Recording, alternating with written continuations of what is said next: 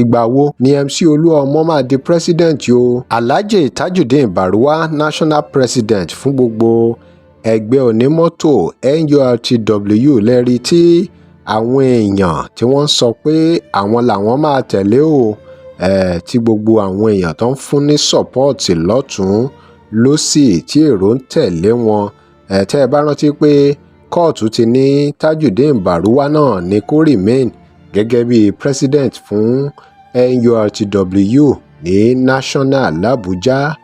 Kí ló máa wá ṣẹlẹ̀ sí MC Oluomo for president tí wọ́n ti ń polongo ẹ̀ láti bí oṣù mélòó kan pé òun ni ó máa di national president, wọ́n ní incoming president.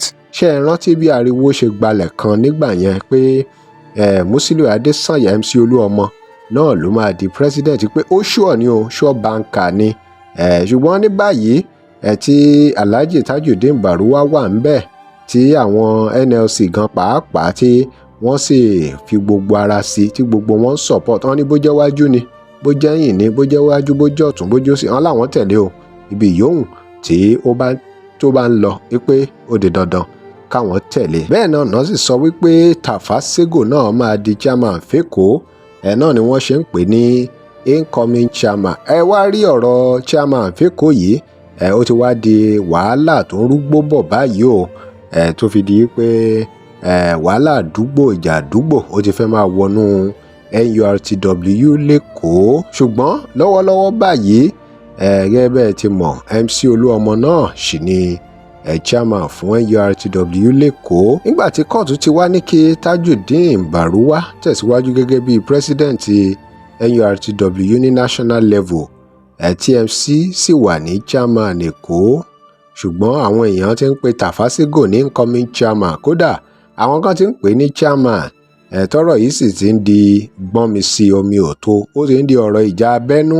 Ǹjẹ́ MC Oluomo máa lè padà di president national l'Abuja fún Nurtw gẹ́gẹ́ bí wọ́n ṣe ṣèlérí fún? Níbo lọ̀rọ̀ yìí máa já sí? Níbo lọ̀rọ̀ yìí máa já sí? Ẹ̀yin èèyàn wa, ẹ wo nǹkan tó ṣẹlẹ̀ nínú fọ́nrán yìí, bí èrò ṣe ń hó ya tí wọ́n hó gè lẹ́yìn Tajudeen Baruwa, tí wọ́n ní àwọn lòun máa tẹ̀lé gẹ́gẹ́ bí president, national president fún ẹgbẹ́ onímọ́tò káfàtà ní Nàìjíríà.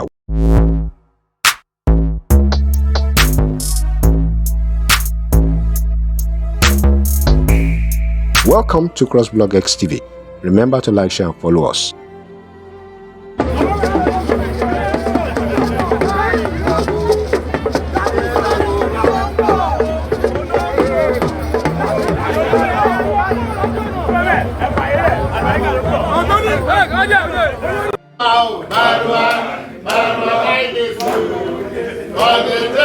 Ó lágbára òun rèé o,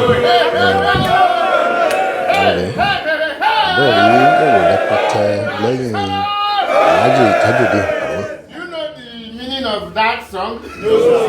Say na Baruwa will go follow. Yes, sir. And we do the follow. Go front o, we dey go by left o, we dey go by right o, we dey go by back o. Na him we go dey follow. Na him can go back.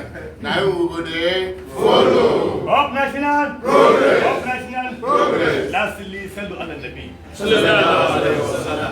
Allahumma malaikatu sallu ala nabi. Amin. Drop your comment. Remember to like, share and follow us. Thanks for watching.